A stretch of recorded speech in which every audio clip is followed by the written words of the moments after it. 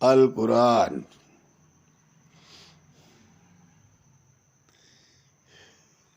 اور اپنے تخت پر اپنے ماں باپ کو اونچا بٹھایا اور سب اس کے سامنے سجدے میں گر گئے۔ تب کہا ابا جی یہ میرے پہلے کے خواب کی تعبیر ہے، میرے رب نے اسے سچا کر دکھایا، اس نے میرے ساتھ بڑا احسان کیا جب کہ مجھے جیل خانے سے نکالا اور آپ لوگوں کو صحرا سے لے آیا۔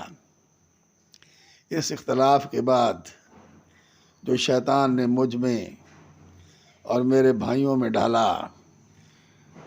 ڈال دیا تھا، میرا رب جو چاہے اس کے لیے بہترین تدبیر کرنے والا ہے اور وہ بہت علم و حکمت والا ہے۔